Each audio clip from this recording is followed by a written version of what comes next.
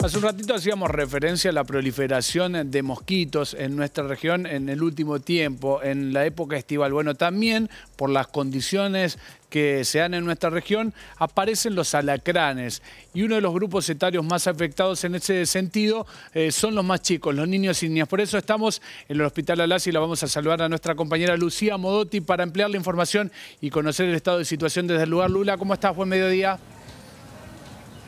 ¿Qué tal, Nano? Buen mediodía. Exactamente como dijiste, temporada de verano, aparecen los alacranes, los niños son los que más riesgo corren y por eso venimos al Hospital Alasia para hablar con el doctor Farina sobre este tema. Venimos de un 2024 con muchos casos y ya arrancamos en el 2025 y podemos hacer alguna especie de comparación. Doctor, muchas gracias por atendernos. ¿Qué tal? Buenos días. Respecto de los casos que se presentaron en el 2023 y los que finalizaron en el 2024, la cantidad de casos mensuales se mantiene estable. No obstante, ha habido un leve incremento en la cantidad de niños que han requerido observación u hospitalización. Llámese por la presencia de síntomas moderados o graves, que son los que demandan muchas veces internaciones frecuentemente cortas, pero abreviadas, pero que implican, digamos, el uso de antídoto, el uso de estabilización u otras medidas de soporte hasta que el paciente pueda irse a su casa. ¿Le podemos dar alguna explicación a este incremento de casos que tienen que ser hospitalizados o es una casualidad? Por ahora no tenemos determinado un motivo suficiente para poder definir por qué se han incrementado los casos moderados o graves. Lo que sí te puedo comentar es, por ejemplo, que desde octubre a abril presentamos los casos de alacranismo en los meses cálidos, ¿no es cierto? Y lo más álgido suele ser en los meses de diciembre, enero, febrero, a primera quincena de marzo. Son entre 15 y 20 consultas semanales, o sea, entre unas 60 a 80 mensuales, y de esos niños, 1 o 2 de cada 10, o sea, el 15 a 20% son los chicos que hacen síntomas moderados o graves. La mayoría, para mantener tranquila a la población, tiene síntomas locales, o sea, es el dolor intenso, es el enrojecimiento, todos los signos inflamatorios locales. En aquellos casos donde además de los síntomas locales empiezan a aparecer síntomas generales, llámese, lo más frecuentemente que vemos es la presencia de vómitos, cólicos, hipotensión, palidez, sudoración. Bueno, esos casos son los niños que frecuentemente necesitan la administración del suero. Y situaciones particulares graves, síntomas cardíacos o neurológicos, o sea, arritmias, etcétera, que ya demandan una monitorización del chico. ¿Hay alguna condición en los niños que haga que sea un caso más grave o que sea un caso quizás más leve o que se tenga que tener en cuenta al momento de saber que tuvo una picadura de alacrán? Los menores de 10 años, y en especial los menores de 5, suelen ser la población más afectada con síntomas moderados graves. El sitio de la picadura, o sea, las extremidades son las más frecuentes, pero si está cerca de se produce en el antebrazo, cerca de algún vaso sanguíneo más importante, puede haber mayor probabilidad de síntomas sistémicos. La primera medida, digamos, a recomendarle a la gente es, frente a la picadura, utilizar medidas de tratamiento local, o sea, compresas frías, hielo, lavado, higiene de la zona de la picadura, que con eso ya logramos, digamos, reducir el dolor y también un cierto efecto de vasoconstricción sobre la zona, digamos, como para limitar el área donde se empieza a producir la liberación de esa neurotoxina que produce el veneno del alacrán. Y bueno, si se empiezan a presentar síntomas en donde el cuadro progresa, no es solamente el dolor, es necesaria la consulta, digamos. Bien. Ir a la guardia, ¿cuánto tiempo tenemos que esperar o cuánto tiempo puede llegar a durar ese dolor local para que no sea preocupante? Generalmente lo que hemos visto es que el cuadro empieza a ceder al cabo de 1 a 2 horas. O sea, lo máximo, incluso más allá de las 6 horas, ya podríamos decir que no existen posibilidades de que progrese un cuadro clínico. Pero es en la primera hora, primeras 2 horas, donde se define la gravedad o no del cuadro. Doctor, ¿qué pasa con, bueno, hablamos de estos casos moderados o graves que necesitan antídoto, que necesitan el suero?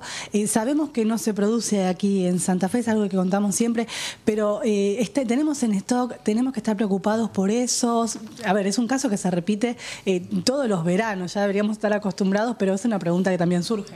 Sí, bueno, la recomendación, tomando los recaudos necesarios, es, hace años atrás por ahí venía la familia o las personas con el arácnido a la guardia, lo traía.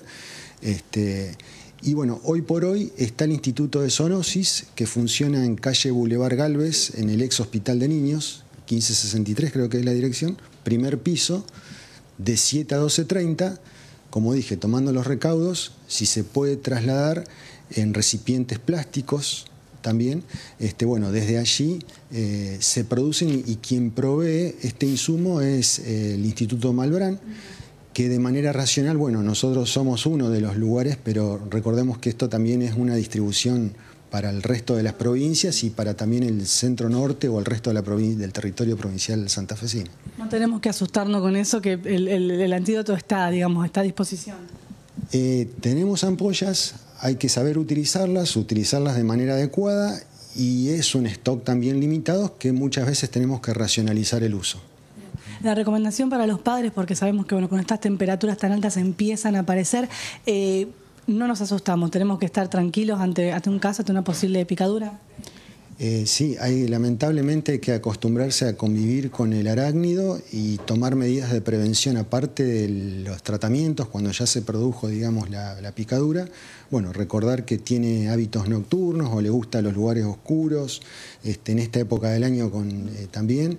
Y entonces, bueno, colocar, digamos, medidas de protección o de barrera, métodos de barrera en los desagües, las alcantarillas o, digamos, los sanitarios, como así también sacudir la vestimenta que queda tirada en el piso, la sábana, las zapatillas, el calzado, digamos, son métodos de prevención útiles y necesarios como para evitar que se produzca un accidente de estas características. Por último, porque hablamos de chicos de entre 10 y 5 años, ¿qué pasa con los más chiquitos, con los bebés, por ejemplo, que quizás uno tiende a protegerlos un poco más, a asustarse más cuando pasan este tipo de cosas? Bueno, por eso generalmente el que empieza a deambular o a andar por el piso, ahí quizás posiblemente hay que tomar mayores recaudos, porque justamente esto puede producirse tanto dentro como fuera del domicilio, pero más frecuentemente en la casa, sea en el baño o en la cocina, donde sale por los desagües, digamos. Así que por eso, utilizar rejillas, ver los trapos de piso. El uso de insecticidas, ¿no es cierto?, o fumigar no sería una medida adecuada o temporaria, digamos, no va a prevenir ni a evitar eventualmente la eliminación completa o la erradicación del escorpión. Doctor, muchísimas gracias. Quería aprovechar también para hacer otras recomendaciones porque en esta época del año no solo el alacranismo también es un motivo de consulta. Recordemos también el tema de la prevención de los accidentes viales. Esto también es por la movilización de la gente en época de vacaciones, así que el uso del cinturón de seguridad, es la sillita, en los menores de 4 años, ¿no es cierto? Después también es importante el tema de la prevención de los golpes de calor y el tema de los accidentes por inmersión o ahogamiento. Entonces, el cerco de la pileta, usar entonces el salvavidas o los brazaletes, estar al cuidado del chico siempre a la vista de un adulto responsable también es muy importante porque son otras causas de ingreso que tenemos en verano, en esta época. Muchísimas gracias. No, de nada, gracias a ustedes. Bueno, el alacranismo y aprovechamos también para otro tipo de recomendaciones. Hace muy poquito estuvimos también con un caso de ahogamiento que llegó, que por fortuna no tuvimos que lamentar ningún hecho grave, pero también aprovechamos para contarlo y para hacer la recomendación del caso, golpes de calor y bueno, todas estas recomendaciones que hacemos siempre en temporada de verano para proteger a los más chicos. Sí, situaciones que se dan en esta época del año. Me quedaba con estas cuestiones de las recomendaciones y la prevención a la hora de hablar de alacranes y puntualmente en los más chicos. ¿Qué podemos hacer para prevenir la proliferación en casa y qué tenemos que hacer en caso de una picadura? Más allá de determinar o no, que siempre la pregunta si es venenoso o no, bueno, acudir rápidamente al médico, al hospital de niños, por ejemplo, dentro de las 2 horas para poder ser atendido.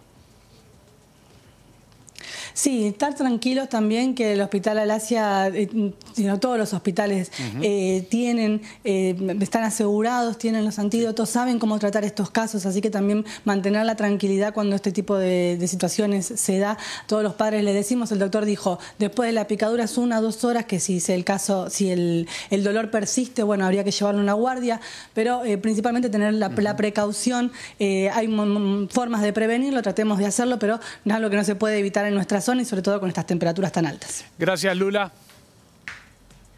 De nada, hasta luego. Hasta allí nuestra compañera Lucía Modotti dando cuenta sobre el crecimiento de picaduras de alacranes en el año 2024.